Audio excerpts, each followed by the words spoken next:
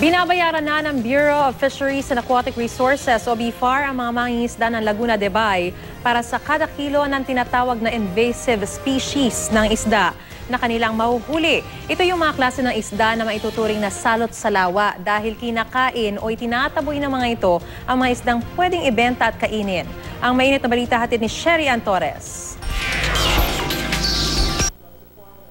Knife fish, jaguar guapote, giant thigh snake, black chin tilapia at janitor fish. Mga tinatawag na invasive species na ilang taon na raw umaagaw ng mga isdang dapat sanay nahuhuli ng mga mangingisda at makarating sa hapagkainan. Ang knife fish at jaguar guapote sobrang lakas daw kumain ng maliliit na isda.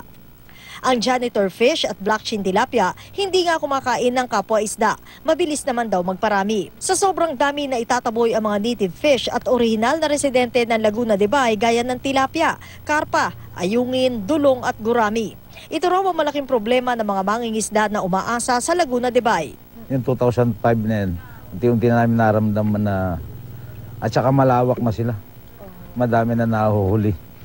So nangyayari yun na nga, obserba, buksan namin natin. Ang dami niya similya ng tilapia. Hindi na kayang lutasin yung problema yun. Kasi patuloy yung kanilang population nila, yung produce nila.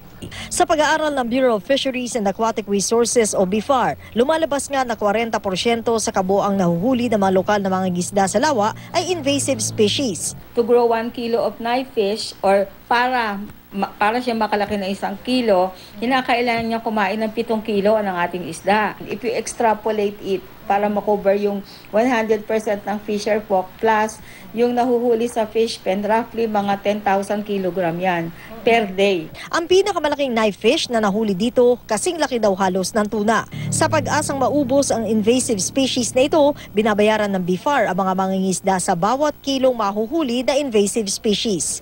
So sobrang bilis na mag-breed nito mga knife fish na ito. May mga pagkakataon na pag malakas ang hangin, yung mga water lily na ito itinataboy daw sa gitna. Ang ginagawa naman ng mga mangingisda para kumita ng dagdag para sa kanilang pang-araw-araw na buhay, inaabangan dito yung mga knife fish dahil kumukuha daw dito o kumakain ng mga hipon. Dito nila hinuhuli pagkatapos pinagbibili nila sa BFAR.